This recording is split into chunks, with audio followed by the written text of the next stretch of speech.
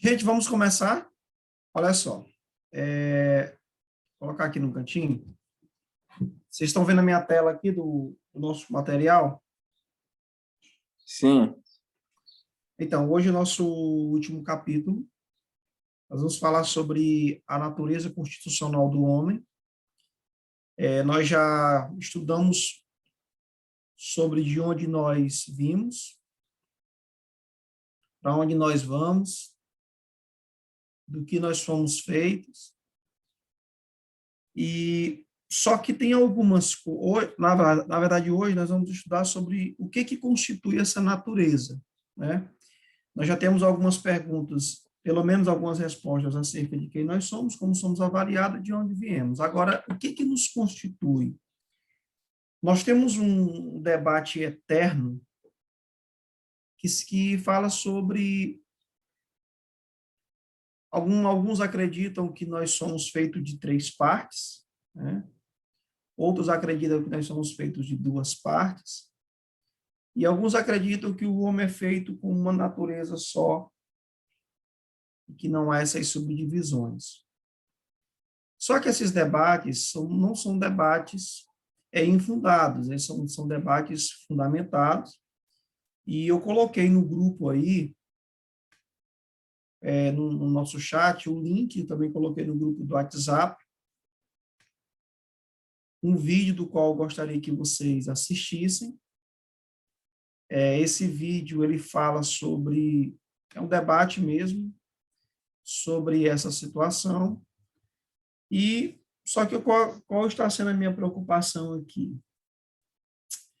Nós temos apenas, não sei se é isso mesmo, mas por hora aqui, 1, 2, 3, aqui, nós temos 4 em um grupo e 2 no outro. O pastor Natanael fica aqui no grupo do Fransaído. Por hora tem Fransaído, Lauro e Natanael.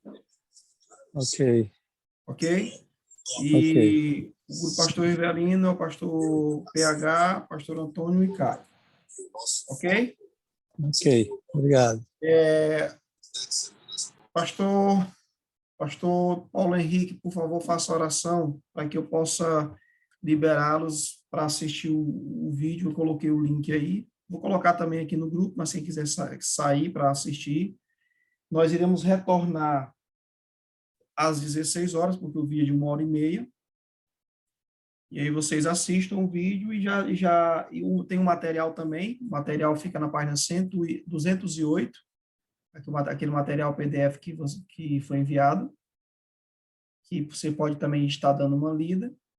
E aí, no retorno, nós vamos discutir um pouco, na verdade, vocês vão apresentar para mim, sobre dicotomismo, e o grupo do Fransaído vai ficar com o di, e o do pastor Rivelino com o tri. Ok? Vamos orar? Pastor Paulo Henrique, por favor. Amém. Espírito Santo, meu querido Espírito Santo, nosso querido Espírito Santo, em nome de Jesus, nós estamos aqui nessa tarde para aprender mais de Ti, aprender dentro dos estudos conceituais a Teu respeito. Então, eu quero que, em nome de Jesus, nós possamos ser alinhados, abra a mente de cada um, abra o coração de cada um, em nome de Jesus, possamos ser alinhados em Teu Espírito nessa tarde, que seja muito produtivo. Usa o nosso professor, nosso bispo Eranildo, usa todos os alunos, em nome de Jesus, para que a nossa mente esteja aberta para discutir algo para o crescimento do Teu reino, que é o nosso principal objetivo. Que nós possamos nos exemplificar e, a partir desses estudos, nós podemos intensificar o aprendizado em Ti. Muito obrigado, Espírito Santo, por essa tarde, por essa oportunidade. Estamos aqui, aqueles que estão aqui sejam abençoados, aqueles que não puderam estar aqui também sejam abençoados em nome de Jesus, que possamos estudar e preservar o Teu Espírito Santo em nossos corações. Muito obrigado, ser conosco, em nome de Jesus, essa aula é Tua. Amém. Bem, eu vou, a partir de agora, colocar aqui o vídeo. Já coloquei o link aí, caso algumas pessoas estejam com dificuldade na sala. Ok. Já são 16 horas e 3 minutos. E aí nós temos 57 minutos para que a gente possa estar construindo aqui um diálogo. Gostaria de saber se vocês conseguiram conversar na linha de vocês aí de transmissão, se fizeram uma chamada de vídeo. Como foi que vocês fizeram? Nós vamos começar pelo grupo do Fransail, pastor Natanael, Então, nós, Mauro, e aí vocês vão ter aí seus 25 minutos para falar um pouquinho sobre o tema de vocês, ok? Fique à vontade. E, Bispo Eranildo, Pois não, filho? deixa eu só entender a dinâmica. Você vai querer que a gente exponha o assunto ou faça uma defesa da ideia? Bem, é interessante vocês tentarem fazer as duas coisas, né? Nem que no final, eu já coloquei de propósito, Marcelo, porque eu já sei a tua linha de pensamento, te coloquei na outra, né? Exatamente. Aí não vale, né, senhor? Vamos ter que me desdobrar. Gente, é porque, assim, a ideia da aula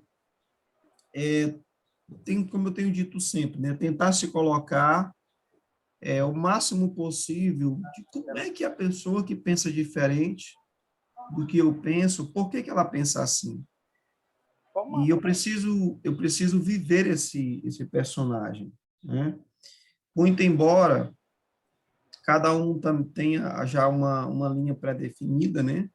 Eu creio que a grande maioria já tem essa linha pré-definida no que acreditar, mas é importante a gente também tentar entender, porque de alguma forma, em algum momento, nós vamos ser confrontados acerca disso. Achei interessante nesse vídeo quando um dos entrevistados diz que as pessoas às vezes pensam que isso não influencia no estilo de vida delas, né? Mas o fato, em tudo que eu acredito, acaba de alguma forma influenciando no meu padrão de vida. Não trata-se apenas de duas linhas de pensamento, duas, três ou mais em pensamento. A questão é, de alguma forma, eu vou me comportar sobre um ponto de vista, né? Vou viver como verdade um ponto de vista. Só que eu vou ser confrontado, se você ir lá no YouTube, tem um universo de vídeos que fala mal de todas as linhas.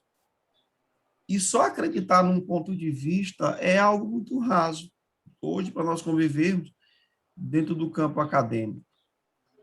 Então, o objetivo é esse, é você tentar, porque à medida que você vai tentar defender algo, você vai tentar buscar argumentos acerca daquilo ali, e quando você busca esse argumento, de alguma forma, aquilo vai te confrontando acerca daquilo que você acreditava previamente.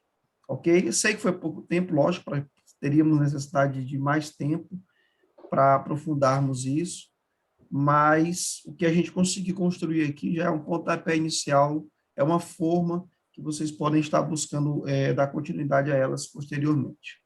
Ok? eu só tenho para ressaltar. Como o bispo falou que conhece o meu ponto de vista e me colocou no oposto, vamos lá.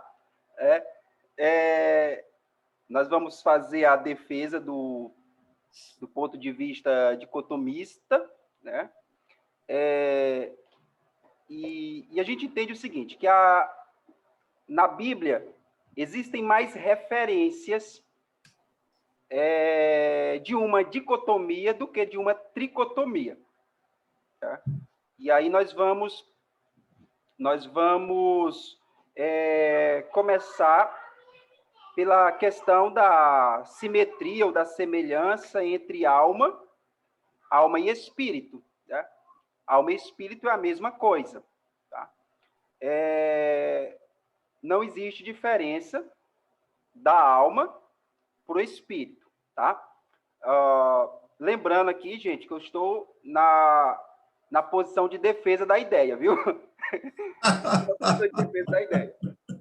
Não existe diferença entre a alma e o espírito. A começar, nós vamos falar de Mateus capítulo 10, versículo 28, que diz: não temais aqueles que matam o corpo, mas não podem matar a alma. Tá? alma e espírito não podem ser diferentes, porque em uma referência bíblica diz que a alma não pode ser morta, em outra referência bíblica diz que o espírito não pode ser morto. Então, se a alma não pode ser morta e o espírito não pode ser morto, ambos são semelhantes, ambos são iguais. Então, nessa primeira referência, nós entendemos que Jesus está dizendo que nós não podemos ter medo daqueles que matam o corpo, porque eles não podem matar a alma, né? Em Tiago, capítulo 2, versículo 25, diz assim: como o corpo sem o espírito está morto, assim a fé sem as obras é morta. Aqui, Tiago está dizendo que o espírito é vivo, né? E ele, o corpo sem o espírito, ele está morto. Aí ele faz uma comparação entre obras e fé, né? Então, espírito e alma, eles são semelhantes, eles se semelham, né? Outra questão que é muito levantada também, que vai contra aqueles que defendem a posição tricotomista, é a questão do sentimento. A alma tem sentimento, o espírito tem sentimento, né? E temos referências bíblicas que defendem, né, a questão da semelhança entre elas. Então, estamos defendendo que o homem ele é uma composição de corpo e espírito ou alma. Então, são duas composições que formam um ser. Tá? Ana, há um exemplo aqui de 1 Samuel, versículo 1, capítulo 10.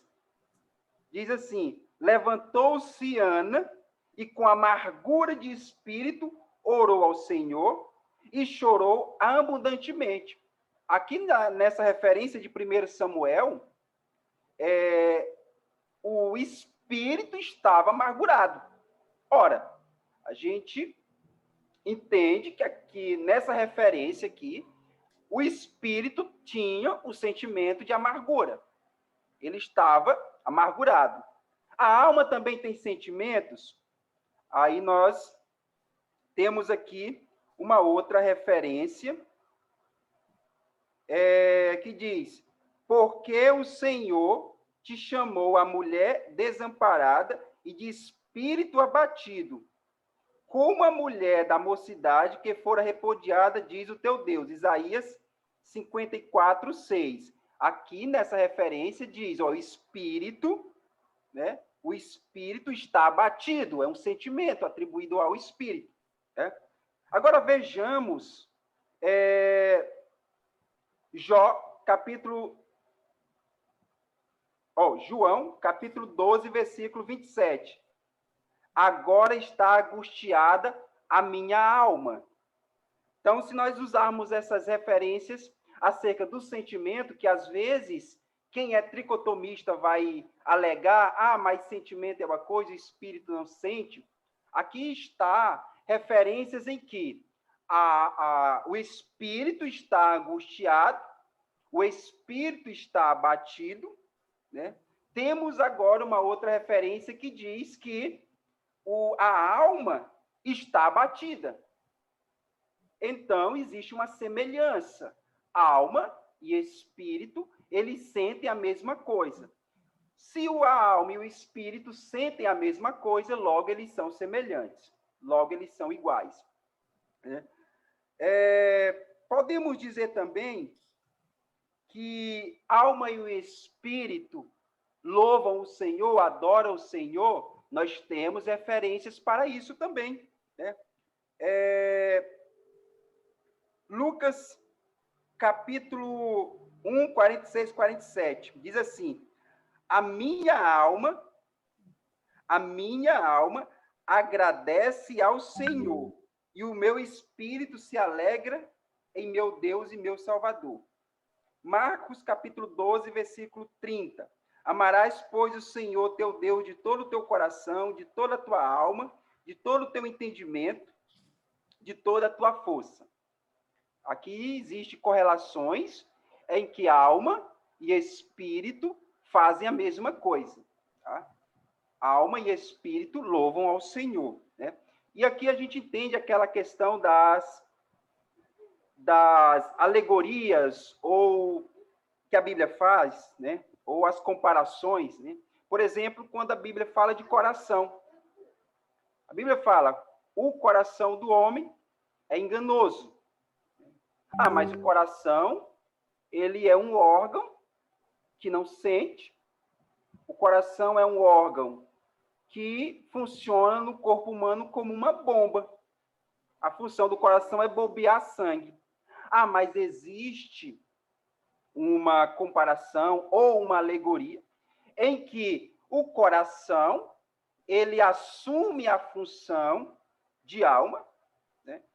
Onde é expresso os sentimentos do homem, as vontades, os desejos, e atribui ao coração. Então, da mesma forma que o coração do homem, o órgão coração, é comparado à estrutura de sentimento, vontade e desejo do homem, também alma e espírito são a mesma coisa. Né?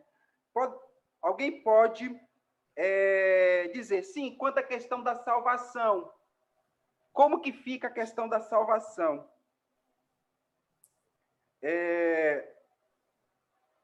Questão de alma e espírito. Quem que se salva? A alma ou é o espírito que se salva? Então, nós temos aqui referências bíblicas também. Tá?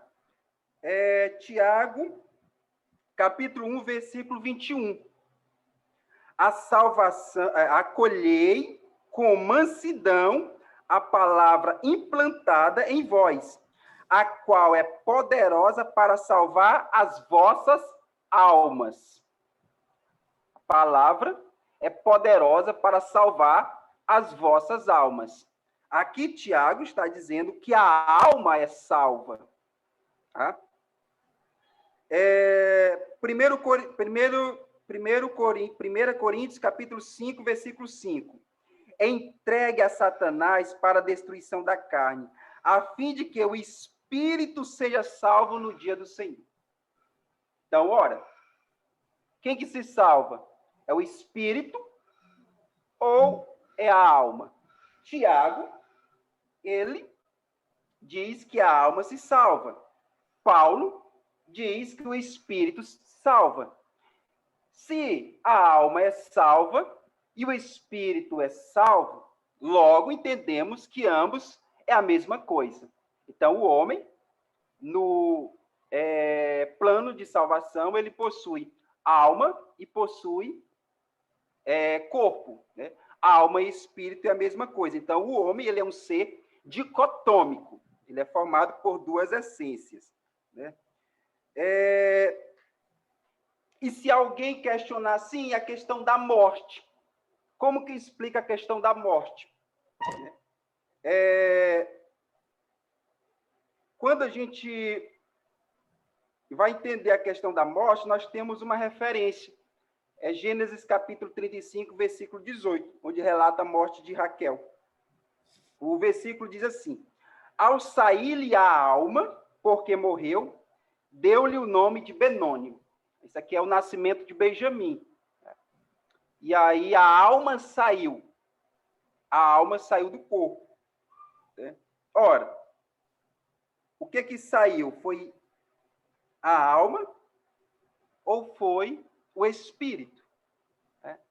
Ou se você vai questionar a questão da morte, no momento da morte, saem os dois, alma e espírito, se eles não forem iguais. Mas aqui, nessa referência de Gênesis, capítulo 35, versículo 18, diz que a alma saiu. Né? Se a alma saiu, né, logo, ela é semelhante ao espírito. Por quê? Aí nós vamos lá para Jesus. Jesus estava no momento final ali do sacrifício, e aí ele chega para Deus e diz: nas tuas mãos entrego o meu espírito. O que estava saindo ali era o espírito. Tá? Então, a alma saiu do corpo, espírito saiu do corpo. Aqui não está dizendo que a alma e o espírito saíram. Saiu a alma e saiu o espírito. Em duas situações, na de Raquel e na de Jesus. Logo, entendemos que alma e espírito são semelhantes. É a mesma coisa. Tá?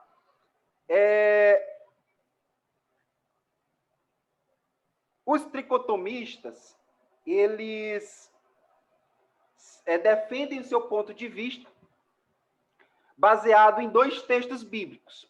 Né? Aqui, para defender o ponto de vista dicotomista, eu utilizei várias referências e poderia utilizar várias outras. Já os tricotomistas, eles se baseiam em apenas dois versículos. São os versículos principais que eles utilizam como defesa do seu argumento. O primeiro é Hebreus capítulo 4, versículo 12, e o outro é 1 Tessalonicenses capítulo 5, versículo 23. Né? Aqui em Hebreus capítulo 12, ele diz: porque a palavra de Deus é viva e eficaz, é mais cortante do que qualquer espada de dois gumes, e que penetra até o ponto de dividir a alma e espírito, juntas e medulas, e é apta para discernir os pensamentos e propósitos do coração. Né? Essa é uma das referências que os tricotomistas usam para defender o ponto de vista. Logo, entendemos o seguinte, que aqui a referência bíblica dá ênfase, né, para o discernimento dos propósitos do coração. Então, a palavra, ela é importante, né, para discernimento do propósito. Né? A outra referência que eles utilizam é Tessalonicenses, capítulo 5, versículo 23, que diz: o mesmo Deus da paz vos santifica em tudo, e o vosso espírito, alma e corpo sejam conservados e íntegros, irrepreensíveis na vida de nosso Senhor Jesus Cristo. Aqui, nós devemos fazer uma análise do texto, porque aqui é uma oração de Paulo, não é uma doutrina estabelecida. Né? Então, o texto de 1 Tessalonicenses, capítulo 5, versículo 23, ele é uma oração que Paulo faz para os irmãos da igreja de Tessalônica. Então, se basear apenas ou ter como norte principal esses dois versículos torna o ponto de vista muito frágil. Então, concluímos, com base nesta análise, que o homem ele é formado por duas essências: corpo, a parte material, e espírito ou alma, que é a parte invisível. E aí foi citado todas essas referências acerca deste ponto de vista. Tá? Agora eu passo para o Lauro, fazer o complemento aí da defesa. Tá? Esclarecendo mais uma vez, viu, gente? Eu estou na posição de advogado da tese. Rapaz, tem que sobrar tempo para nós falar também. Verdade, Vai sobrar. verdade. Vocês têm 5 minutos, viu, Lauro? 5 minutinhos. Sim. Vou falar pouco. Mas eu vou fazer algumas perguntas, são perguntas retóricas, então vocês não precisam responder, porque eu achei a resposta de alguns autores, né? Então, eu me questionei como que eu faço para separar, por exemplo, a alma do espírito. Então, como vocês separariam a alma do espírito? E aí, um teólogo chamado Charles Haddon Salomon, ele afirma que, através do seu corpo, o homem relaciona-se com o ambiente, através da sua alma com os outros e do seu espírito com Deus. Isso significa dizer que o homem não pode relacionar-se com a sua alma com Deus. Por quê? Porque é com a alma que ele se relaciona com os outros, ou seja, com as outras criaturas semelhantes a ele. Porém, lá em Salmo 84 diz assim: quão amáveis são os teus tabernáculos, Senhor dos exércitos. A minha alma suspira e desfalece do Senhor. Então, nós vemos que a alma suspira, a alma deseja ter contato com o Senhor. Então, se essa alma é para a relação de eu com o meu irmão físico, o meu irmão que é semelhante a mim, ela não poderia de nenhuma forma desejar a Deus. Então, não é como se tivesse claro dentro da Bíblia que há uma separação, porque nós percebemos que o homem se relaciona tanto com referências através do Quero seu só lembrar o da Lauro sua alma. que ele é dicotomista, viu? Só para te lembrar, Lauro, que eu estou achando que tu não está lembrando, mas pode continuar. Não. Eu estou dizendo é justamente isso. Ah, Ele é dicotomista? O Charles Haddon Stam? Não, é porque você vai falar do dicotomista. E aí você está falando aí de corpo, de alma e de espírito. Não. O que eu estou dizendo é o seguinte, que não há na Bíblia como distinguir a alma do espírito. Não há uma clareza nos textos que distingua a alma de espírito. O autor diz que há uma distinção, e essa distinção seria o quê? Porque a alma seria para eu me relacionar com a pessoa do lado. Porém, na Bíblia, eu percebo que a alma está... o salmista está dizendo que a alma está desejando a Deus. A alma está desejando se relacionar com Deus. Então, como é que pode a alma, se ela é para me relacionar com uma pessoa física, uma pessoa natural, e ela está desejando a Deus, que é espiritual? Isso seria incompatível, entende? É isso que eu estou Então, o tentando salmista, nesse caso, o salmista está errado. É mais ou menos isso, não estou entendendo.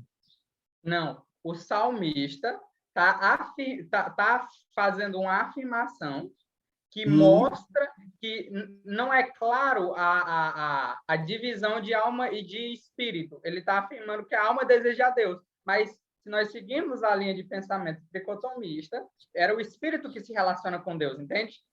Entendi. Eu não sei Vai se eu lá. me fiz claro. E assim como nós... Vou pegar agora... Cadê? Vou pegar... Eu estou procurando aqui porque eu nem sei onde eu botei. Mas um dos textos que eles citaram no próprio vídeo, que é a alma dos decapitados lá em Apocalipse. Que a alma deles... Cadê esse? Que a... Cadê?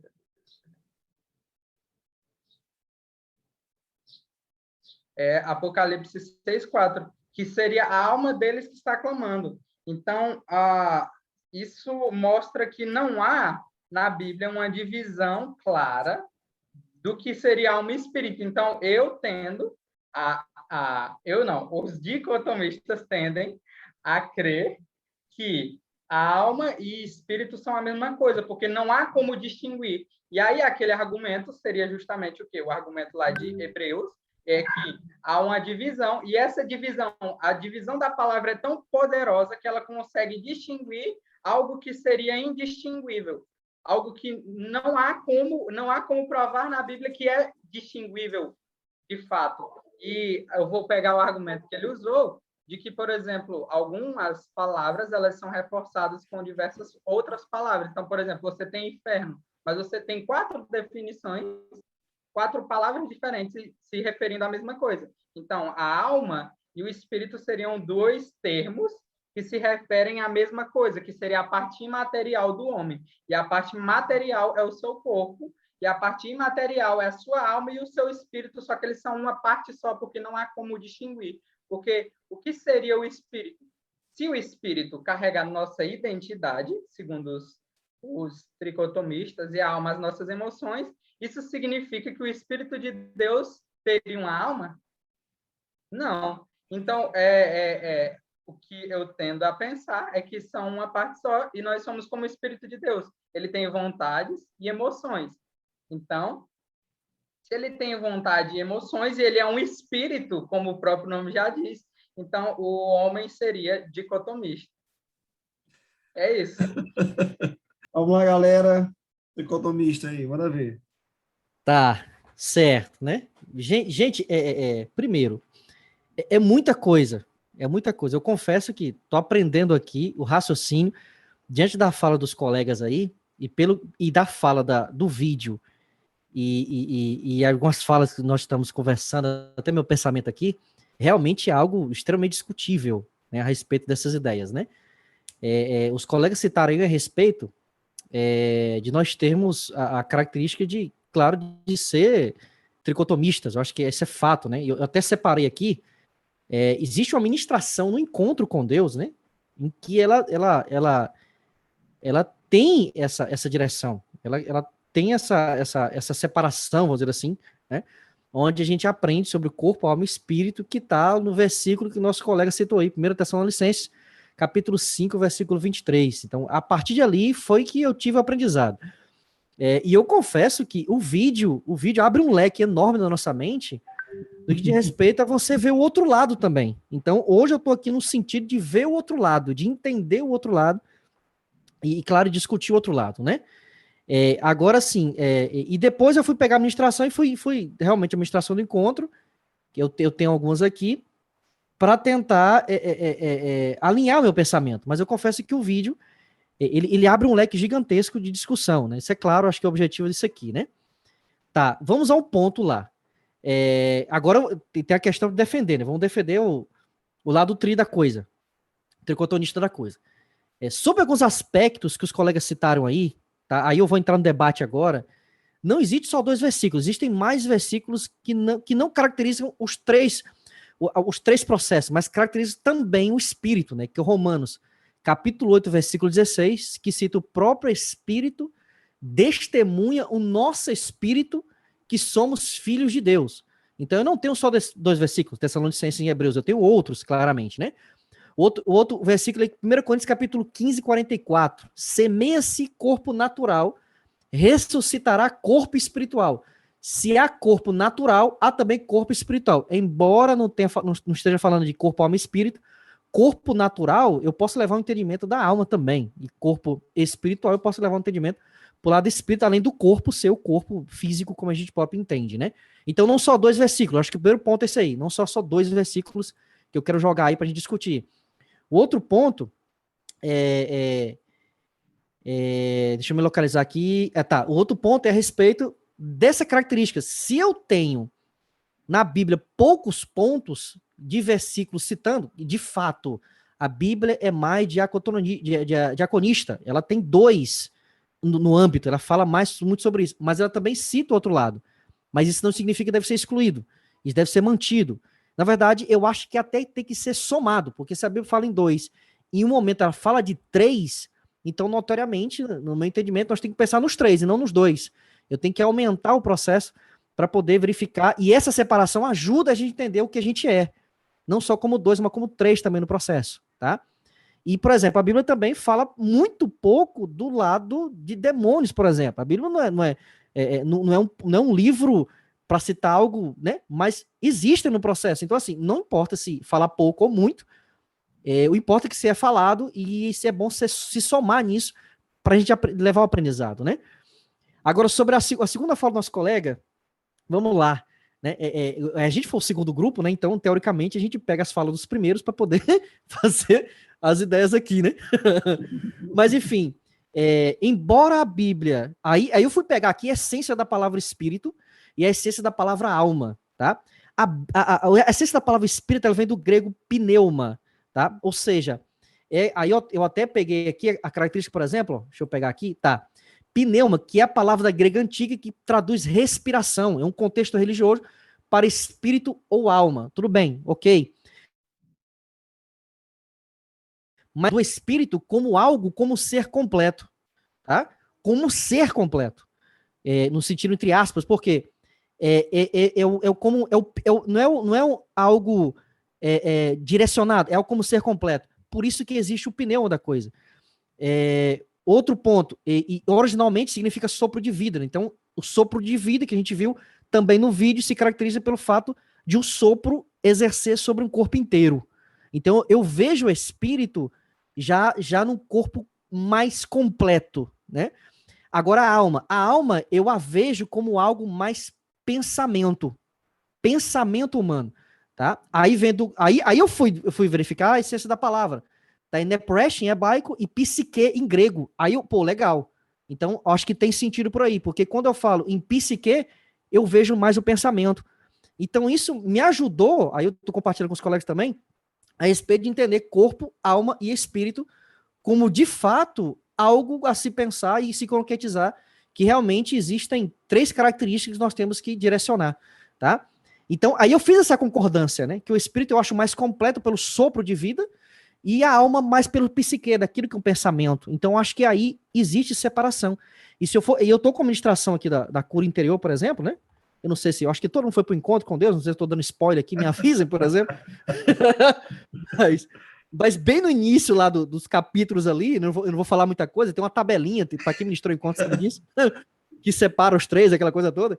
Fala sobre isso também. Então, assim, gente, extraordinário, né? Eu quis só colocar essas apimentações aí, para a gente entender um pouquinho sobre a diferença, para acrescentar também. Mas, enfim, são essas direções que eu posso colocar aí. Beleza. Tem mais alguém do grupo? Só. Acho que o Antônio ia falar. Pode falar. Vontade, Antônio. Tô num grupo de dicotomista aí, né? Aí eu estava observando aqui aquela visão celestial que o apóstolo Paulo teve, lá no capítulo 12 de 2 Coríntios, que ele fala que teve uma visão que sabe se não foi no corpo ou se foi fora do corpo. Então eu fiquei me questionando, como então nós iremos distinguir, né, como que nós vamos discernir, né, discernir alma, corpo e espírito? Como que vamos entender isso, né, durante a Bíblia inteira e até mesmo nós, nos dias de hoje, como discernir isso nós? Alma, corpo e espírito, esse ser triuno. Eu não estou defendendo aqui os tricotomistas, estou aqui como dicotomista, certo? Então, o apóstolo Paulo, ele falou só corpo e fora do corpo, ele não conseguiu discernir se era alma e espírito, mas ele entendeu que era corpo ou fora do corpo, eram 2 coisas. Entendeu? Então, ficou que a palavra, em todo o histórico bíblico do Antigo e do Novo Testamento, essa mistura de corpo e alma, como discernir se estão juntos ou separados, na defesa a gente vê que está mais junto do que separado, né? Mas os tricotomistas já defendem a parte da Hebreus 4, né? Que a separa do espírito da alma, a palavra penetra, né? E como a gente vê no físico, quando a espada entra em uma pessoa, geralmente ela penetra a carne, que é o corpo, né? E já no discernimento bíblico, ela já está dividindo uma coisa totalmente sobrenatural, que é o espírito e a alma, entendeu? Então, o que acontece? Tão junto, tão separado, como discernir isso? O apóstolo Paulo não conseguiu discernir na visão celestial. Os tricotomistas defendem o ser triuno, e já os dicotomistas, que somos nós aqui na defesa, são 2 coisas em uma só, alma e espírito. Então, fica aí a deixa, né, de que como discernir, é uma pergunta, as 3 coisas, né, sendo que nós dicotomistas defendemos somente 2, que até o apóstolo Paulo falou isso em 2 Coríntios capítulo 12. Se foi na alma, quer dizer, ou se foi no corpo ou fora do corpo, ele não conseguiu discernir nem a terceira coisa, entendeu? Nem a terceira parte, que é alma e espírito. Ele conseguiu discernir somente 2, que é o corpo e fora do corpo. Fora do corpo é a alma. Essa é a minha defesa. Mais alguém? Mas o Caio está doido para falar. Estou vendo. Não, eu ia só... Acho que o tempo já está quase Pode ficar à excedendo. vontade. Mas eu queria só ressaltar, como todos aqui nós somos bons exegetas da palavra, E uma das coisas que um bom exegeta sempre preza é pela particularidade de cada palavra. E uma das coisas que os tricotomistas sempre ressaltam em seus argumentos é que uma palavra não está descrita em um texto à toa. E, por vezes, a gente vai ver a Bíblia, por hora, falar somente espírito e em outra passagem só alma, por exemplo. Mas tem momentos que ela fala realmente de corpo, alma e espírito. E, como foi falado já, existem duas referências bíblicas altamente utilizadas por quem defende o tricotomista, ou tricotomismo, aliás, que é Hebreus 4:12 e 1 Tessalonicenses 5. Foi falado anteriormente sobre a questão da função de cada um, né? E uma das coisas que eu estava percebendo, olhando para 1 Tessalonicenses 5:23, é que Paulo, ele, pelo menos ao meu ver, e ao ver tricotomista, ele deixa muito bem claro a questão de cada uma dessas partes, ela está envolvida na redenção final do homem. Olha o que ele fala, 1 Tessalonicenses 5:23. E o mesmo Deus de paz vos santifique completamente. Vamos fazer só uma pausa rápida aqui. Tá, completamente. Olha a palavra que ele usa. Aí depois ele vai falar: e oro a Deus para que o vosso espírito, alma e corpo sejam preservados e irrepreensíveis. Ou seja, primeiro Paulo está falando sobre a completude do homem. Ou seja, se ele está falando sobre a completude, logo após ele cita 3 partes que compõem essa completude, logo nós que somos tricotomistas tendemos a entender que não é possível que exista somente uma parte física e outra parte não física dentro do homem.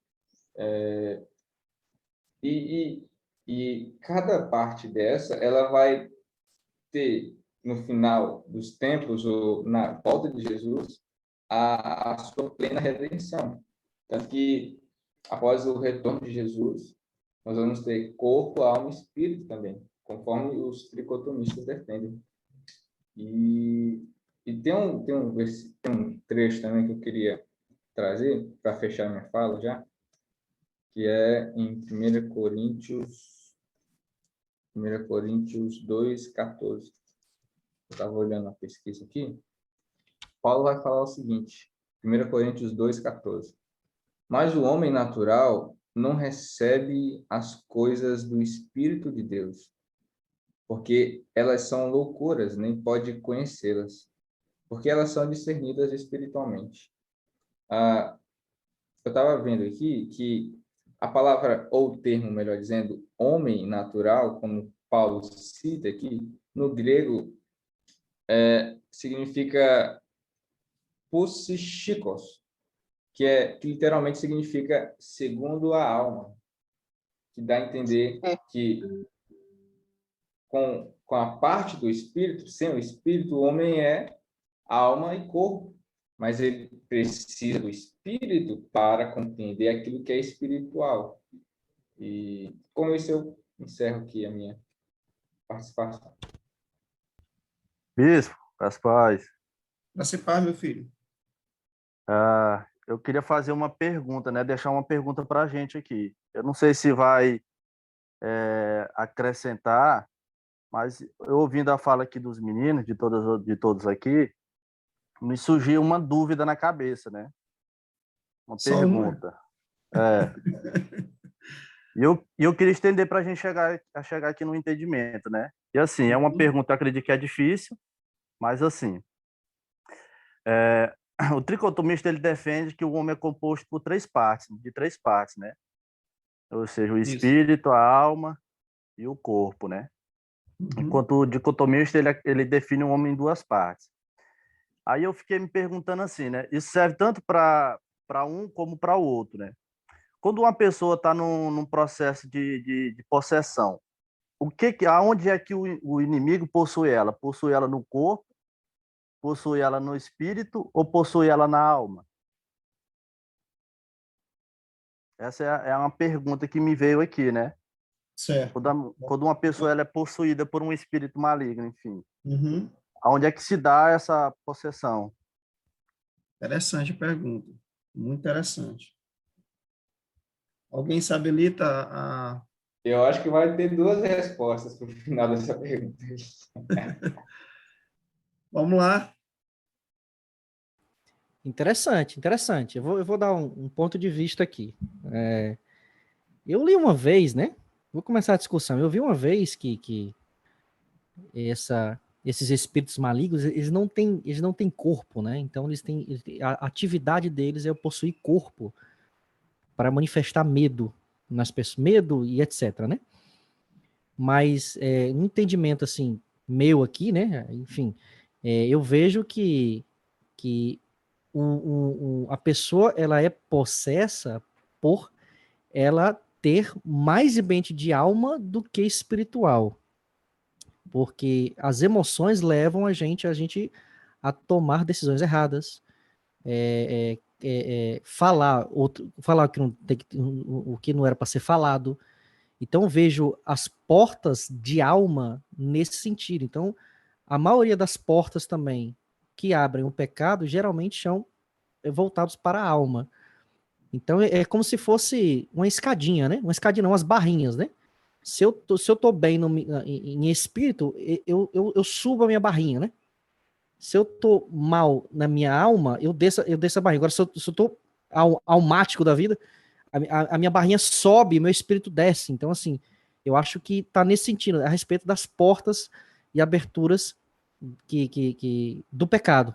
A maioria das portas e aberturas do pecado, geralmente, estão do lado psique, né? Voltando àquela fala que eu disse a respeito da alma, do pensamento da coisa, né? Eu acho que tá por aí. E, bispo, Pois não. eu acredito que, claro, eu vou me despir aqui do advogado do dicotomismo, viu? François, deixa eu só reforçar um pouco a pergunta aqui, rapidinho. Levando em consideração essas duas defesas, né?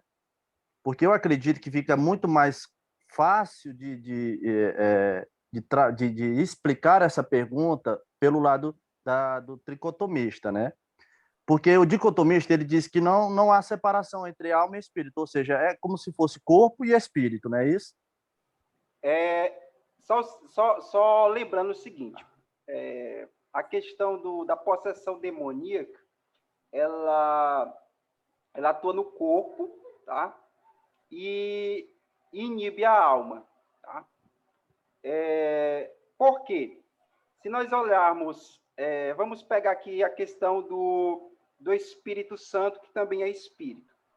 O Espírito Santo, ele habita em nós. Nós somos templo do Espírito Santo de Deus, tá? Quando o homem não tem o Espírito Santo de Deus, ele abre portas para demônios entrarem. Né? Se a gente pegar a referência de Marcos capítulo 5, versículo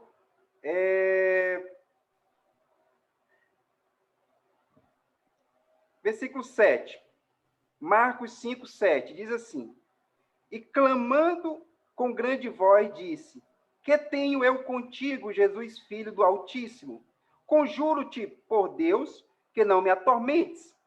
Porque lhe dizia: Sai deste homem, espírito imundo. E perguntou-lhe: Qual é o teu nome? E ele lhe respondeu, dizendo: Legião é o meu nome, porque somos muitos. E rogaram-lhe muitos que não enviasse para fora daquela província. E andava ali pastando um monte de grandes manadas de porcos. E todos aqueles demônios lhe rogaram, dizendo: Manda-nos para aqueles porcos, para que entremos nele. E Jesus logo lhe permitiu.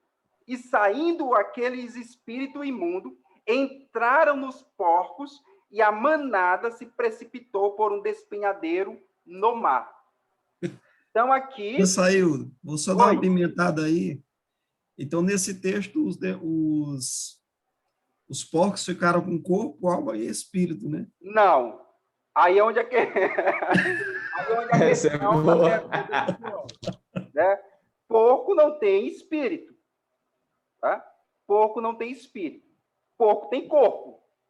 Né? Não, só uma pergunta. Diga assim, nesse texto aí, esses porcos, eles ficaram com corpo, alma e espírito, depois desse episódio aí, né?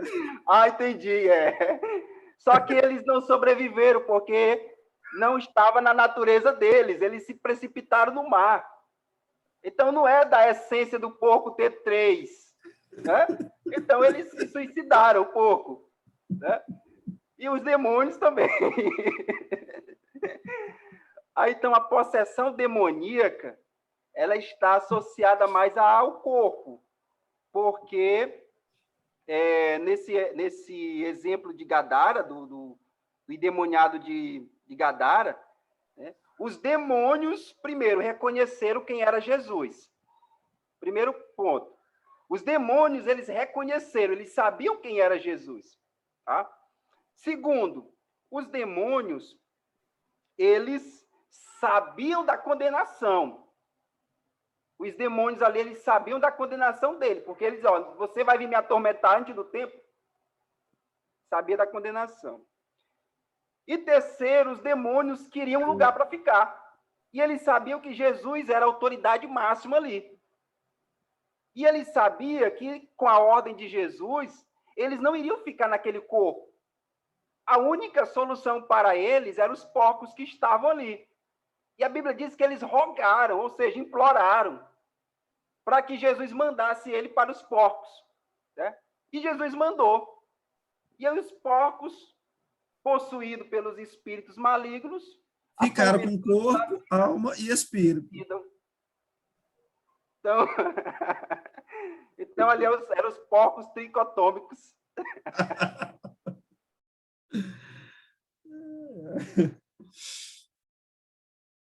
Galera, eu sou um amante disso aqui, né? Eu gosto demais disso aqui porque a igreja ela não pode ser um corpo alienado. Ela tem que ser um corpo consciente, porque do contrário ela não vai saber, né, de onde ela vem e para onde ela vai. E assim, eu vou tentar aqui, primeiro eu vou falar aqui do último, né, dos monaístas, que é uma parte que quase ninguém comenta, mas que há uma linha de pensamento de que o homem ele é um ser completo sem subdivisões. E que, biblicamente, não é aceitável isso, muito embora existam até alguns textos que possam induzir a isso.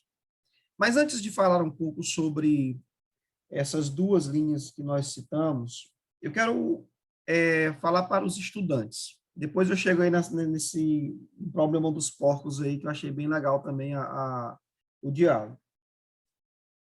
Primeiro, fica bem claro que qualquer tema que se acredite nele, você tem a capacidade de tentar defendê-lo e argumentá-lo usando a Bíblia como fundamento para isso. Ficou bem claro aqui, numa discussão simples sobre dicotomismo e sobre tricotomismo, a gente usando argumentos.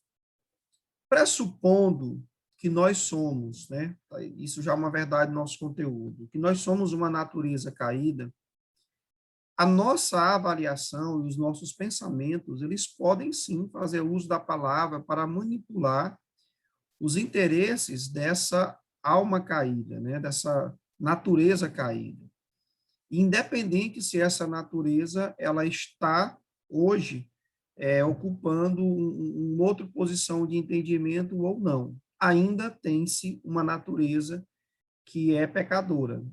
Então, o nosso filtro, ele nunca vai conseguir, não só acerca de tentar definir Deus, mas também acerca de tentar definir conceitos relacionados a praticamente qualquer coisa. Em algum momento vai predominar a nossa alma, né? Vamos colocar aqui que a alma, já que a alma é uma coisa que faz parte tanto do dicotomismo quanto do tricotomismo, para não tendenciar se eu sou di ou sou tri em relação ao meu posicionamento enquanto professor. E uma vez que quem avalia esse papel, ele é uma pessoa, é um ser humano que tem uma natureza caída, é como se eu estivesse dizendo o que para você. Se você olha, por exemplo, para um macumbeiro, você olha e diz assim, aqui tem uma natureza caída, aqui tem um pecador. Se você olha, por exemplo, para o Billy Graham, eu quero que você lembre da mesma coisa. Aqui tem uma natureza que é uma natureza pecadora. Então, quando eu consigo entender que o pecado ele tem esse poder de levar essa imagem, de algum momento, permitir a intervenção do homem em sua fala, em sua posição, em seus argumentos, a partir do momento que eu tenho essa verdade dentro de mim, qualquer conteúdo que eu vou estudar, eu acendo o meu pontinho de interrogação e eu sempre me questiono se aonde essa pessoa ela quer chegar já não foi um ponto pré-definido e que o processo é apenas um convencimento do qual essa pessoa venha tentar me fazer. Eu digo isso porque nós somos visitados por um presbiteriano e se não tivermos esse questionamento, vamos tomar como verdade a fala do presbiteriano. Se pegarmos um adventista e não tivermos esse posicionamento, essa interrogaçãozinha, nós vamos tomar como verdade, tal qual as outras pessoas que estão conosco, da mesma forma. Um estudante, ele tem esse ponto filosófico que só se sacia quando ele vai até o Espírito Santo e o Espírito Santo traz, né, encaixa essas convicções de maneira a não comprometer o plano de salvação dentro da sua vida. Então, assim, como são usados textos, né? Esses textos, eles precisam ser verificados os seus contextos. Muitas vezes nós pegamos um casamento aí de versículos isolados e esse casamento, esses textos, ele tem muito a ver com o que o cara estava falando, com a linguagem que ele estava querendo usar. É possível que na inspiração, um conceito de alma ou de espírito, ele tenha ali se confundido, porque o objetivo ali era apenas passar uma ideia do que estava acontecendo, e a própria limitação do autor. Né? Nós vemos aqui, na grande maioria, textos paulinos, mas nós também temos outros textos que foram visões, por exemplo, quando se pega ali os evangelhos, que são visões de pessoas que ouviram pessoas, ou de pessoas que participaram, mas que tinham ali a sua capacidade de transcrever aquilo que estava sentindo ou vendo de maneira muito limitada. E aí nós temos uma ponte quebrada também, que são os nossos verbetes, né, que é uma quantidade bem limitada.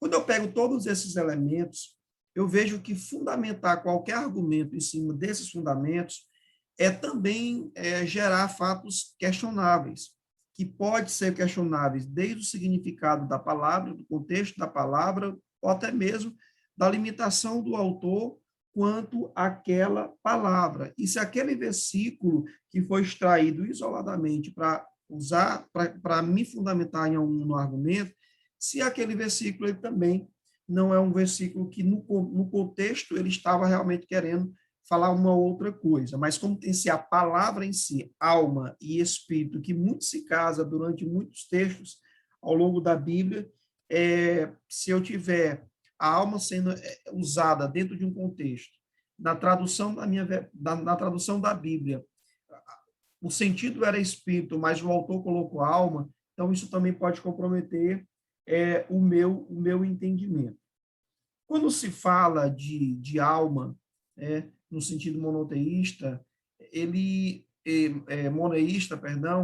acreditam que o homem ele é um ser completo, único.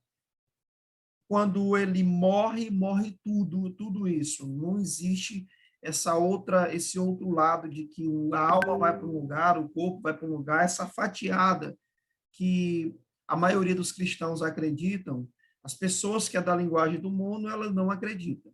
Ela acredita que acabou a game over, não existe mais nada, vamos para o vazio e acabou. Não existe esse lance aí de reencarnação, não existe esse negócio de ir para um outro lugar, no outro corpo e coisa parecida. O que existe é apenas o que está existindo, fora disso não existe mais nada. O autor do nosso livro, ele tenta construir uma sequência, quando ele fala de corpo, alma e espírito, tentando dar nomes. Por exemplo, ele pega aqui as plantas, e as plantas possuindo ali apenas o corpo, apenas a parte física, com algumas funções, mas não produzindo sentimentos. E aí ele descreve essa junção de razão, de emoções, de sentimentos, como sendo a alma, que é aquilo que nós ministramos no encontro, como isso sendo a alma. E o espírito, a parte, né, do nosso trino, que constitui a nossa natureza, que se relaciona com Deus. Uma outra coisa que o autor fala é que essa nossa alma, ela é uma alma que também é diferenciada da alma dos animais. Muito embora os animais eles possam ter emoções, eles possam também absorver alguns sentimentos, mas que isso acontece numa escala menor e que também pode se variar de animal para animal. E a gente tem sim uma ideia, quando olha isso realmente no comportamento de alguns animais, percebe-se ele triste, estressado, e tem uma série de coisas que hoje a ciência consegue comprovar acerca desse entendimento, né, que alguns entendem como a alma dentro dos animais. E o espírito é essa parte aí que comunica e que se relaciona. Quando nós tomamos como verdade a linha dicotomista, nós estamos tomando como verdade que, de fato, a alma e o espírito, não é que a alma, que não exista o espírito. Eu quero que fique bem claro isso. Não é que não exista o espírito e que exista apenas a alma, mas é que a alma ela acaba assumindo o papel do espírito. É mais ou menos essa o que a linhagem dicotomista afirma. Aquilo que nós entendemos como funções, aquilo que os tricotomistas entendem como uma função bem separada, que a alma aqui, a alma na Bíblia, por vezes, é considerada como essa janela das emoções, mas em alguns textos, os autores eles usam a alma como uma representatividade de vida, para onde nós vamos, né? E aí ele usa a expressão alma para isso, que já não tem o mesmo sentido de alma que nós estamos falando aqui, como sendo sede de emoções. Como eu falei, depende muito da linguagem, depende muito da oportunidade, até mesmo do público que vai ser alcançado e de quem está transcrevendo o que está sendo expressado naquela palavra ali de alma. Então, quando o dicotomista ele fala, ele quer dizer o seguinte, que a alma é exatamente essa parte que é o conjunto daquilo que nós separamos. Imagine, por exemplo, o tricotomista, quando ele coloca as funções do espírito e as funções da alma. Aí ele separa bem. Até aqui é alma, até aqui é espírito. Função do espírito é essa, função da alma é essa. Beleza. Agora, pega-se isso aí tudo e junta e atribui-se um conceito só. Chama isso de alma. É assim que os dicotomistas, eles acabam acreditando. E aí pegam aí alguns termos, exatamente como acho que o Lauro falou, que a Bíblia não deixa claro, esse conceito já é uma interpretação da linha de quem acredita nos três e que fundamenta, baseado na própria ciência de hoje, esses argumentos.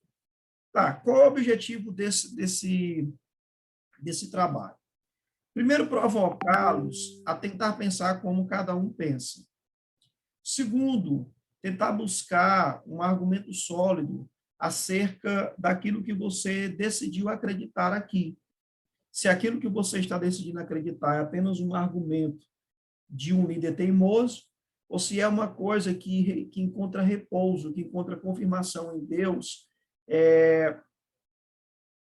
baseado no que você crê. Porque se não for uma coisa que você encontra consolo, não encontra confirmação em Deus, o que vai acontecer é que no próximo ponto que você encontrar alguma coisa que faz sentido, aquilo ali passa a se tornar uma verdade para você, e aí você agora volta para o novo ponto. Você ainda não conseguiu formar, consolidar uma estrutura madura acerca disso.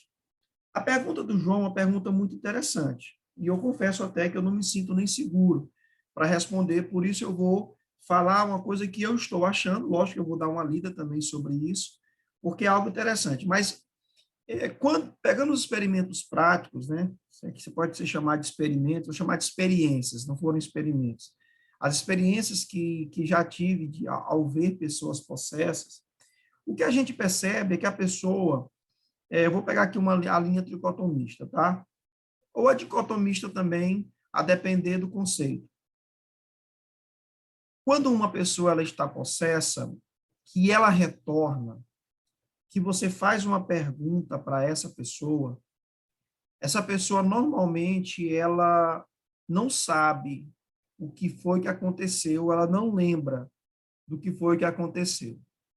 Pressupõe-se que a mente daquela pessoa ela foi, de alguma forma, tomada, dominada. Chegou-se um nível ali que a mente da pessoa ela foi dominada. Mas aí por que se chama de possessão? Porque esse comando, essa parte que foi dominada da mente, ela possui todos os comandos do corpo.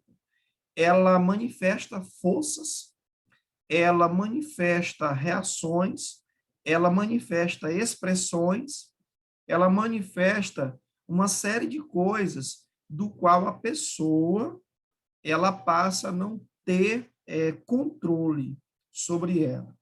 Se eu entendo que a mente ela é a alma, então eu estou dizendo que a possessão acontece na alma. Se eu entendo que a mente ela é uma função do espírito, então o espírito está tomando aquele controle do que seria corpo e do que seria alma e espírito. O fato é que acontece algo que passa a dominar as razões e os sentidos daquela pessoa, ao ponto que ela domina determinadas regiões do cérebro, que há pessoas que ela muda a sua voz, que ela muda a sua feição, que ela muda, inclusive, as suas características físicas no sentido de força. Eu não sei se você já viu alguma experiência de 3, 4, 5 homens não conseguir segurar ali uma pessoa possessa. E é interessante que a possessão, ela acontece tanto na mente que quando você emite um comando de autoridade para aquela mente, o comando você já sabe que ele já tem a ver com o espiritual, quando você manda esse comando ele recebe a ordem e ele faz com que essa ordem ela seja ou não executada a depender da autoridade do que está sendo falado ali, autoridade no sentido espiritual do que está sendo dito ali. Beleza. Então, tomando esse cenário, para quem acredita no dicotomismo, a possessão acontece na alma, sendo que a alma exerce funções emocionais e funções de relacionamento com Deus. Para quem acredita no tricotomismo, é algo que acontece exclusivamente na mente, ou seja, na alma e suas funções, e eu quero aqui abrir um parêntese para isso. Na física, tem quando você faz um estudo sobre os gases, né, estudo dos gases perfeitos, o gás ideal, né, existe um ponto chamado ponto crítico. Esse ponto crítico, ele é um ponto que separa os 3 estados da matéria. Ele é um ponto que separa o sólido, o líquido e o gasoso. A depender da movimentação do que aconteça ali, se aumenta-se um pouco mais a pressão, ou o volume, ou a temperatura, a depender da variável que seja influenciada, a natureza daquela matéria, ela simplesmente migra automaticamente de um ponto para o outro. Ou ela flui para o para o sólido, ela flui para o líquido, ela flui para o gasoso numa fração instantânea, apenas com uma movimentação nesse ponto. Então, se o corpo humano, estou tomando como agora aqui como um achismo, tá? Um são eu. Se o corpo humano ele possuir esse ponto, né? Porque é onde a palavra entra, quando alguém usou o termo da palavra, que ela divide ali as juntas e medulas, né? Ela vai no íntimo do cerne, quando a palavra ela chega nesse ponto, ela gera características nesses 3 pontos. Ela gera características no corpo, ela gera características na alma e ela gera características, ou seja, ela gera impactos, resultados nesses 3 pontos. Então, eu vou até criar aqui uma outra linha teológica aqui, nesse sentido. A possessão, ela de alguma forma, muito embora seja uma ação espiritual, mas ela atua nesse ponto. Ela não posso dizer que ela atua em apenas um ponto, que ela domina apenas a carne, como se fosse, por exemplo, um nervo que atrofiou. Não. Ela também domina a mente da pessoa. A mente da pessoa, ela é tomada de uma forma que ela passa a ter comportamento. É tanto que quando a pessoa ela volta a si, que ela fica com vergonha e fica tentando simular que ela ainda está possessa por conta da vergonha mesmo, quem já teve algumas experiências, ele acaba identificando. Ele acaba identificando porque algumas coisas, biblicamente, passam a ser questionáveis a partir daquele momento. E aí a pessoa ela é exposta, né? Bem, o que eu estou falando aqui, volto a dizer, apenas uma linha de pensamento que eu tive, nunca tinha parado para pensar nessa pergunta do João, achei a resposta do Fransaildo maravilhosa, né? Acerca dos porcos. O que não se sabe é se os espíritos foram e atormentaram os porcos ou se eles passaram a fazer parte. Porque, para o tricotomista, os animais eles nunca teriam como ter esse trino de naturezas, corpo, alma e espírito, certo? Entendendo que uma coisa não contradiz a outra, porque quando se diz que um corpo ele só tem corpo, que uma vida ele só tem corpo e alma, não está dizendo que uma possessão demoníaca passa a fazer parte de uma natureza, e a partir daquele momento vira uma identidade daquele animal. Não, o comportamento, como o Fransaildo diz, o comportamento daqueles animais foi um comportamento de uma mente atormentada, de algo que veio na sua alma, atormentou, certo? O espírito tentando tomar forma, por isso houve aquele tormento, e o animal saiu correndo e acabou acontecendo aquilo ali. Por quê? Porque enquanto eles não conseguiram, não acabassem com aquele desespero, né? Fosse correndo, fosse provocando ali alguma coisa que viesse passar aquele tormento, aquela opressão que estava ali na mente. Então, assim, teria um lugar específico do qual o demônio, né, um espírito demoníaco, ele atua? Bem, se eu fosse chutar, volto a dizer, não fiz um estudo, se eu fosse chutar sobre isso, eu diria que seria na alma. Por que na alma? Porque está muito relacionado às vontades. Né? Você vê que uma pessoa que ela não aceita Jesus, que ela não tem Jesus, as vontades dela são vontades que acontecem na alma, então, sim, de alguma forma o inimigo estaria gerando uma influência ali naquele ponto. Tendo em vista que somos feitos de corpo, alma e espírito, e que a alma é essa parte responsável pelo desejo. Se formos feitos apenas de corpo e a alma tem essa função de espírito, é nessa parte também que isso aconteceria. Então, seria mais ou menos essa linha. Eu quero deixar vocês à vontade para questionar esse argumento, para falar, olha, bispo, eu acho que não, e tudo, fique à vontade. Eu quero dar oportunidade para mais alguém falar, para que a gente possa estar fazendo as considerações finais. Bispo, abrir um leque na verdade, de um conhecimento agora que me veio a buscar estudar sobre isso. A separação, como a gente vai discernir, nós, pessoas, como nós iremos discernir tanto a alma, como o corpo e o espírito. com esse estudo aí de dicotomia e tricotomista, abriu minha mente, porque geralmente eu ouvia falar muito sobre o que esse rapaz está pregando, ele está pregando é na alma, né? Daí o outro eu ouvia falar, não, ele está pregando é no espírito. Aí como que, a pergunta é o seguinte, como discernir, né? Alma, corpo e espírito, somos três. E os cristãos questionam muito, esse cara está falando é na alma. Aí o outro pega e fala, não, esse cara deve estar falando é no espírito. Como que nós iremos discernir alma e espírito nesse processo da vida, né? O contexto cultural dessa expressão que você acabou de dizer está relacionado com o que é do homem e o que é de Deus. Então, quando essa expressão ela não está, ela é tão, eu acredito que ela é tão desprovida, né? Desprovida desse conteúdo, que agora sim você está trazendo o conteúdo para o ponto certo. Porque se eu acredito só que a pessoa ela tem corpo e alma, então nem existe essa versão do espírito, né? Fulano está no espírito porque o espírito nem existe, se eu acredito.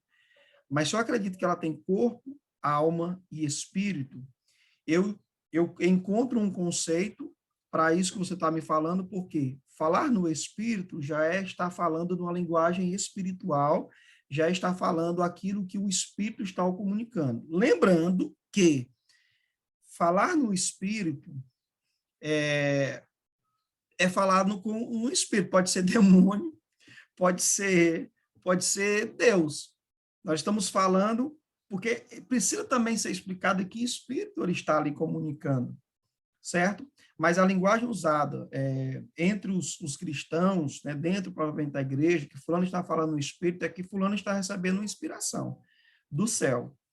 E que fulano está falando na alma é quando a pessoa acaba usando daquele mover pentecostal para ela expor, na verdade, o que ela... Isso acontece demais. A pessoa sabe que você está, por exemplo, passando por um problema, e aí ela, tomada de Deus e de compaixão, né, tomada ali de compaixão, ela, às vezes, fala o que a alma dela, de compaixão, queria dizer, entendendo até mesmo que é o Espírito. E ela fala, eis que te digo que a tua prova está acabando, Deus vai te entregar a vitória, e perepipê parará, e amém, se for isso mesmo que acontecer. Mas se não for isso que acontecer, ali foi apenas uma oportunidade de uma alma compadecida ou coisa parecida. Ou de pregadores, por exemplo, que não estão em Deus e que acaba fazendo todo aquele teatro do eis que te digo, e aí ele percebe pessoas ali pela linguagem corporal, pela linguagem facial, ele percebe algumas pessoas contristadas, né, pessoas que estão ali abatidas, e aí eis que te vejo uma grande guerra na tua vida, as pessoas te perseguem, muitas pessoas se levantam, as pessoas têm inveja de ti, perepipê parará, mas uma coisa que não foi comunicada pelo Espírito, apenas por um conhecimento técnico, e que a linguagem corporal ela já está transmitindo ali.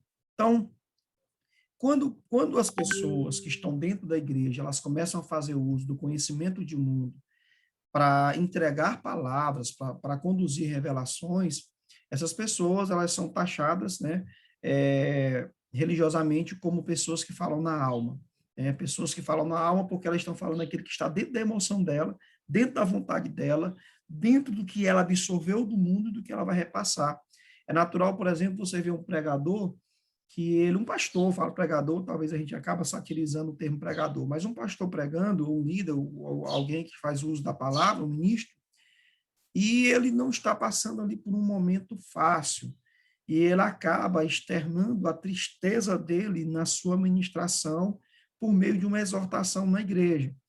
Aquilo ali é falar, no que vamos falar, abrir aspas, falar na alma. Seria esse termo. Só, Antônio, que quando você for estudar, e aqui o objetivo é esse mesmo, é provocar esse desejo de absorver isso, porque a minha preocupação a depender do que você acredita, se você é dicotomista ou tricotomista, isso vai ditar um ritmo na sua vida. Isso vai porque o dicotomismo e o tricotomismo, eles passam a ser verdades dentro de você e eles passam a nortear muitas outras coisas. Não trata apenas assim de acreditar que é quem realmente é dicotomista ou quem realmente é tricotomista. Não trata-se apenas de acreditar, eu acredito que sou 3, eu acredito que sou feito de 2. Não. Quando eu passo a acreditar, muitas coisas, biblicamente falando, elas passam a tomar um outro sentido. E é aí que mora a preocupação, por isso precisa ser sólido esse conhecimento. Amém? Amém, bispo. Amém. Valeu. Bispo, eu queria só dar uma fala a respeito da pergunta do nosso amigo aí. Com Paulo? Eu conheci. Isso, Paulo. Eu conheci o Lauro, perdão. Eu conheci um pastor, né? Em que ele usava uma estratégia, né? Eu acabei tomando para mim, porque a gente sabe, a gente vê algumas características do ministério, como a gente está no altar, né? Quase todo final de semana, a gente está no altar, a gente está ali ministrando a palavra, né? Principalmente para a juventude. Eu tenho me respaldado a respeito naquilo que eu ouço antes de ministrar a palavra. Eu acho importante isso aí. Tinha um pastor que ele citava que ele não gostava de ouvir, de ter um gabinete, de ter algo do tipo antes do culto, tá? Eu. Oi. Não, Ô. eu não gosto. Eu também não gosto. É Entendi. uma cilada, Esse, você vai pregar e a pessoa diz, rapidinho, quero só falar com o seu negócio aqui. E aí ela abre o coração, fala alguma coisa, te contamina, aí já era a ministração. exatamente. Eu também não. Aí, esse eu acho que é uma direção. Eu não acho bom ouvir antes, né? Principalmente, no meu caso, tu tá tratando com a juventude, que pode estar magoada, né, com qualquer outra coisa, a gente sabe como é ríspido isso aí, por exemplo. Já vem a gente de uma forma, né? A juventude, ela vê a gente já de uma forma que, se qualquer vírgula, pode causar um terremoto, né? Mas Uhum. assim, a gente tem trabalhado justamente para ter maturidade para isso. Mas eu não acho uma estratégia legal, eu não acho legal a gente ouvir antes. Sempre é bom ter a direção do Espírito Santo de Deus, principalmente em leitura da palavra, em oração, em sonhos, por exemplo.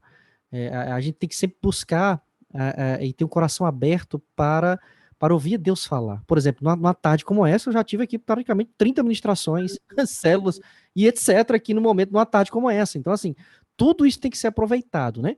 Outro ponto que eu acho legal para acrescentar é a questão da oração. Você está em um altar, você tem que se respaldar, é claro, né? E a respeito da oração, a gente está ali em um ambiente totalmente espiritual, né? Eu gosto de afirmar isso. Então é muito bom você orar e a partir daquele momento você preservar aquilo ali como algo santo, algo reservatório, que tudo que você fale leve um entendimento espiritual, principalmente o que a Bíblia cita como claro e como verdade, né? Por exemplo, preconceito. O que é preconceito de fato, né? Vou abrir um parênteses aqui. Preconceito é aquilo que eu digo sem ter uma base, sem ter uma fonte. Você tem algo que eu não tenho como me basear a respeito daquilo. Mas nós temos a Bíblia, nós podemos basear através dela, e através dela nós podemos dizer algo como infinitamente verdade no que diz respeito no que Jesus prega nos seus 66 livros, por exemplo, né? Eu acho isso muito interessante também. E é isso, eu acho que a gente sempre se respaldar naquilo que a gente vai colocar. E para finalizar, eu acho que tem a respeito de como você ouve também. Às vezes a gente cita também o pregador, como você citou, a gente gosta de usar o termo pregador, né? O ministrante, o pregador, mas também tem aquela pessoa que ouve, tem parte na pessoa que ouve. Porque a pessoa que ouve, a gente faz um esforço para que a gente, como ouvinte, a gente também tem que abrir os olhos espirituais para entender a mensagem baseada em espírito naquilo que é pregado, né? E não entender algo como o pastor, por exemplo, pode estar dando um exemplo de vida, um testemunho, que pode, porventura, por algum piscar de olhos, de repente você perdeu o raciocínio, por exemplo. Então, acho que parte do Só um princípio da minutinho, pessoa que ouve, né? PH. Tem uma Oi. outra coisa aí também. Porque nós nos colocamos como juízes de quem está falando ali na carne, né? Ou na alma, como estou pressupondo aqui os tricotomistas de plantão, né? Mas quem está ouvindo também tem isso, né? Quem está ouvindo também pode estar, não estar nessa mesma linguagem que a pessoa está, nesse mesmo relacionamento. Então, a depender de como a pessoa está, de repente não é nem o que vem, mas quem recebe porque se ela não está preparada para receber, se ela não está, vamos pegar aqui os tricotomistas, se ela não está no espírito, se há uma comunicação de alguém que está no espírito e de alguém que não está no espírito, a linguagem não é como Jesus disse, quem nasce da carne é carne, quem nasce do espírito é espírito, né? Que é até um texto que eu achei que alguém ia usar aqui, que Jesus não usou alma, só usou esses dois termos. Então, quando eu não estou preparado, quando eu estou ferido, quando eu estou magoado, sobretudo com quem está pregando, eu posso também ser refém de mim mesmo, acerca do que está sendo dito ali, e a palavra ser de fato uma palavra verdadeira para mim, e eu não aceitar, como os fariseus não aceitaram. Não, perfeito, perfeito. Eu acho que conclui a minha fala também. Perfeito. Amém.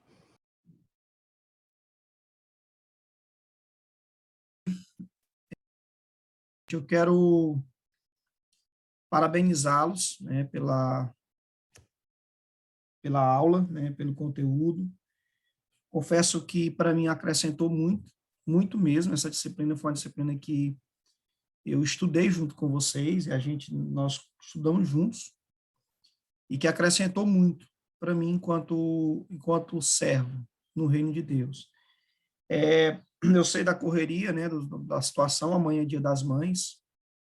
Quero parabenizar, se porventura tem alguma mãe aí assistindo ou ouvindo o marido assistindo a aula, né? Que Deus possa abençoar grandemente. E dizer o seguinte, que nós teremos um trabalho, eu não quero nenhum trabalho escrito para vocês, mas eu quero um vídeo no PV de 5 minutos, não menos que isso, pode ser de 5 até 7. Você vai mandar para mim esse vídeo, pode colocar em 2, não tem problema nenhum, e você vai falar, por meio desse vídeo, o que você absorveu desse conteúdo, o que mais chamou sua atenção. Você não precisa fazer um resumo do conteúdo, você pode pegar uma parte do conteúdo e você pode estar falando acerca dela. E vou estar à disposição, encerro aqui a minha disciplina, espero de alguma forma ter contribuído com vocês e estamos juntos, tá bom?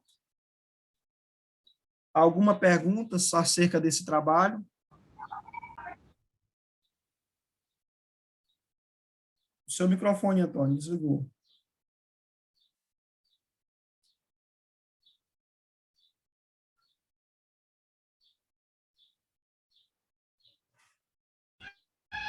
Não, bispo, tranquilo, só agradecer aí por todo o estudo aí, pela compreensão geral do trabalho aí. Só agradecer pela compreensão de todo o trabalho aí, né, que a gente está aprendendo muito. É um divisor de água muito forte para a gente, né? E que com esse aprendizado que eu estou tendo aí, venha fluir mais, sabe? Fluir mais, sabe? É muito forte esse estudo sobre tudo que a gente está aprendendo aqui. É muito maravilhoso. É muito gratificante também, né? Multiplicar isso, né? Levar isso mais adiante em nossas vidas. Amém. Pastor Tiago.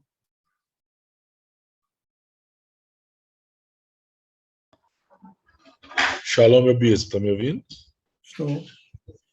Meu bispo, graça e paz a todos. Eu já peguei a aula bem no final, tive um imprevisto nessa tarde, e agora que eu vim usufruir um pouco do que estava sendo ministrado. Beleza. Paulo Henrique, alguma consideração? Amém. Eu acho que foram aulas extremamente produtivas.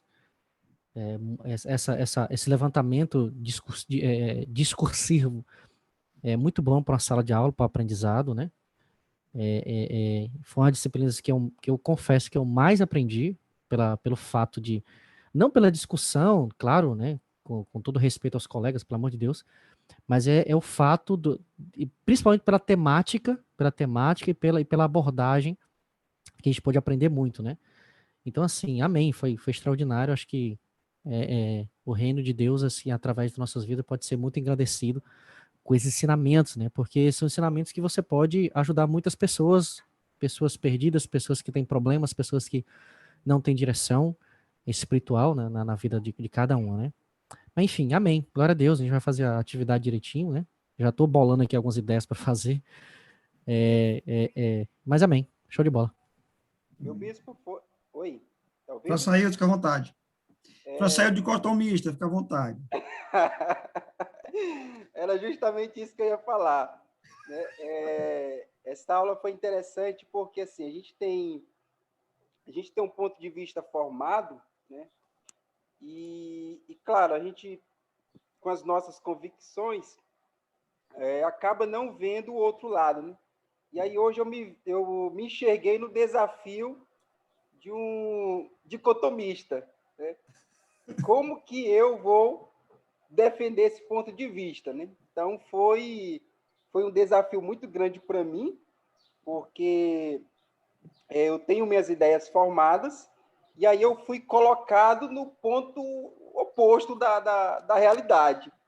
E aí eu tive que me desdobrar nos 100 para poder fazer a defesa. Por isso que eu tinha perguntado logo no início, né, se era só uma exposição ou uma defesa do ponto de vista, né? Porque expor é fácil. Quando você vai expor alguma coisa, é só pegar ali as principais ideias e colocar, é muito simples, não tem dificuldade nenhuma nisso. Agora, quando você vai defender um ponto de vista, você vai defender uma convicção, e claro, são convicções que têm argumentos, né? E aí eu me vi nesse desafio, porque eu tive que colocar o oposto, tudo aquilo que eu acredito, né? Então eu me vi numa situação complicada, mas foi proveitoso porque abriu a minha visão. Por mais que a gente busque o nosso ponto de vista, às vezes a gente acaba ficando muito acomodado nas nossas ideias, nos nossos conceitos. E aí a gente deixa de dar uma olhada nas outras ideias. Claro que isso precisa haver uma certa maturidade, como o senhor mesmo falou, né? Da pessoa estar olhando ou estudando um ponto de vista contrário e não se deixar ser influenciado por ele. Senão a pessoa não gera identidade, né? Então foi muito importante essa parte que o senhor frisou, da gente ter a convicção formada, saber que nós somos em Cristo Jesus, saber o que a Bíblia de fato ensina, mas também olhar outros pontos de vista, ver o porquê. Até porque, sabendo o pensamento oposto, você até alicerça mais o seu, né? Porque a outra ideia, o outro ponto de vista, também tem diversas lacunas, né? São várias lacunas que hoje eu percebi, né, mesmo defendendo o ponto de vista, mas se eu tivesse na posição de um tricotomista, eu iria atacar as fragilidades que eu percebi tentando defender. Então, foi um aprendizado muito, muito importante. João Paulo. Amém, meu bispo. Foi uma das matérias mais difíceis para mim, mas muito muito produtiva, bispo. Achei muito interessante, né? Nunca tinha estudado nada acerca. Pela primeira vez eu ouvi sobre esses temas, né? E assim, aprendi muitas coisas. Vou expor lá no vídeo, viu? Vou falar lá no vídeo. E eu acho que um ponto que ficou aqui comum para todos nós, que deixou aqui para a gente, é que o Senhor sempre nos leva a sairmos da nossa zona de conforto, né? Tipo, de não apenas olhar por um lado da história, né? Claro, olhar o que a Bíblia sempre fala, como o Fransaildo disse, aquilo que ela nos ensina, os princípios e tudo, mas também olhar as outras vias, né? Por que as pessoas defendem aquilo que defendem com tanta garra, enfim, com tanta convicção. Acho que ficou aqui um ponto comum para todos, nas falas de todos aqui que falaram acerca disso. E o Senhor sempre nos leva a olhar para esses pontos. Sou meio suspeito para falar, mas essa é uma verdade acerca do Senhor. Eu quero louvar a Deus pela sua vida, meu bispo, pela sua disponibilidade, pelo seu tempo, né, por nos ensinar, e é isso. Lauro. Lauro está de férias, parece. Tô nada, rapaz. Você respeite. É porque minha internet estava muito ruim, aí eu acabei caindo, voltando. Aí tô aqui. E, meu bispo, eu vou agradecer demais ao senhor. De fato, nas aulas, uma coisa que levar para a minha vida foi a forma como o senhor aborda o pensamento das outras pessoas e como o senhor expõe o seu pensamento para pessoas que pensam diferente. Porque o senhor, quando aborda um pensamento de outra pessoa, o senhor não coloca o seu dedo no meio. O senhor expõe como a pessoa pensa. Então, o senhor vai falando do autor, o senhor fala, por que o autor tal pensa assim? E o senhor explica como se o senhor fosse o autor, como se o senhor acreditasse naquela visão piamente, como se o senhor definisse sua vida a partir daquela visão. E quando o senhor vai combater alguma ideia que o senhor discorda, o senhor sempre vai pegando argumentos da pessoa que congruem com o seu argumento. O senhor sempre fala assim, não, tudo bem, mas aí o senhor pega um argumento da pessoa, que o senhor concorda com a pessoa e vai levando ali para a pessoa e vai colocando questionamentos na mente da pessoa. Isso eu vou levar para a minha vida inteira. Isso, de fato, vai sair não vai ser só uma coisa que eu vi na escola de pastores, não. Vai ser uma coisa que eu vou levar e vou aplicar na minha vida inteira. Muito obrigado por isso. Amém. Caio já falou? Acho que Caio saiu. Cristiano, pastor Cristiano.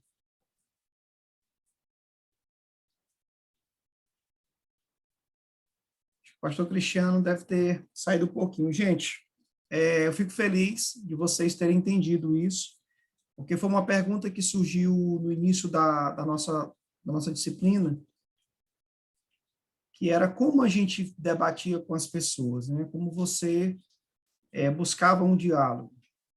Na verdade, se você mudar a palavra debate dentro de você e você passar a usar ela como o mesmo conceito que você usa para diálogo, você vai conseguir fazer o que eles chamam de debate por meio de um diálogo. Você precisa respeitar mesmo. O respeito ele não pode se fazer presente apenas num silêncio ou num balançar de cabeça. E você só tem como respeitar se você realmente for até, como Jesus foi até Zaqueu, foi até a samaritana, ele foi até os publicanos, ele foi até os fariseus, e Jesus estava ali em todas as suas formas que constituem a sua natureza. Não vou aqui dizer se eram 2, 3 ou mais. De repente, a gente pode até aqui estar falando de algo que nenhum dos 2 pontos, ou desses 3 pontos, nós falamos do mono também, ele pode contemplar a excelência do que é o ser humano. De repente, possa existir mais alguma coisa que ninguém parou para pensar e que existe até alguns argumentos. Existe uma necessidade de ter sede de conhecimento. E você só tem como absorver o conhecimento se você não tiver preconceito com o conhecimento. Eu amo conversar com pessoas que pensam diferente, com pessoas que se vestem diferente, que se relacionam diferente, que comungam de fé diferente. Eu faço isso na política, eu faço isso na religião, eu faço isso na ciência, e eu faço isso em praticamente todas as coisas, né? Eu faço isso com a minha vizinha, com o meu vizinho e com todas as pessoas. E isso não é ser melhor, ser pior, mas isso é algo que nos faz parecer, porque quando você vê Jesus abrindo mão de toda a sua natureza e vindo ter conosco aqui na Terra, e caminhando e ajudando ainda as pessoas que não o entendiam, que não o ouviam, e aí, de repente, eu que o recebo, eu tento reproduzir a sua imagem, a sua semelhança de uma outra forma, há algum erro de conexão, né? Algum erro de entendimento. E nunca tome um conhecimento como algo pronto e acabado, como algo estabelecido. Nós vivemos uma fé que, rotineiramente, nós somos convidados a pensar de uma outra forma, que amigavelmente passa a gerar novos conceitos. Vocês que estão estudando aí a escola de fundamentos, estão sendo convidados a viver isso. E agora imagine se nós não tivéssemos. Será se nós estivéssemos estudando essa escola de fundamentos em um outro lugar, em uma outra igreja, nós teríamos abertura para absorver o que ela está nos propondo? Mas o fato de estarmos estudando no nosso lugar, na nossa igreja, já gera-se um outro ambiente. Significa que nós ainda somos limitados para absorver coisas que são inspiração de Deus. E aí podemos cair no risco do que o Antônio acabou de falar, né, o Antônio Guiar, de viver, né, avaliamos muito quem está na alma, quem está no espírito, e a gente acaba ficando nisso. Então, assim, ame o conhecimento, busque relacionamento e fundamente, né, as suas convicções. Quando eu digo fundamentar, estou falando de buscar deixar ela bonita e não deixar inflexível. Eu quero orar por vocês, agradecer a Deus. Meu Deus, eu quero te agradecer por essa oportunidade. São aqui líderes, né, pessoas do qual o Senhor separou para provocar, meu Deus, transformação. E como nós servimos um Deus onisciente, né, um Deus que sabe de todas as coisas, então nós nos abrimos a esse entendimento, nós renunciamos, meu Deus, àquela natureza que nos impede de te conhecer, como os fariseus não conseguiram te conhecer, mesmo tendo tanto conhecimento, mesmo tendo tanta ciência, não conseguiram perceber, porque a sua natureza não assim os permitiu. E eu quero, meu Deus, apresentar o chamado de cada uma dessas pessoas. Quero apresentar as suas batalhas, as suas lutas, aquilo do qual, meu Deus, por vezes o Senhor tem usado para forjar em nós uma natureza semelhante à tua. Pai, quero nesse momento te louvar, apresentar a escola de pastores, apresentar, meu Deus, a vida da Graciana, a vida, meu Deus, do Marcos Dani, a vida, meu Deus, de todos os servos que fazem parte desse projeto tão grandioso. São sementes de conhecimento, são sementes de transformação, e são vidas, meu Deus, que estão sendo alcançadas e que irão também, meu Deus, reproduzir a tua mesma mansidão, a tua mesma naturalidade, e estaremos, sim, sempre abertos para a tua volta, para a tua revelação e para a tua presença, em nome de Jesus. Amém? Beijo no coração, graça e paz, até a próxima. Até mais, meu bispo. Tchau, meu bispo. Tchau, meu filho. Tchau, meu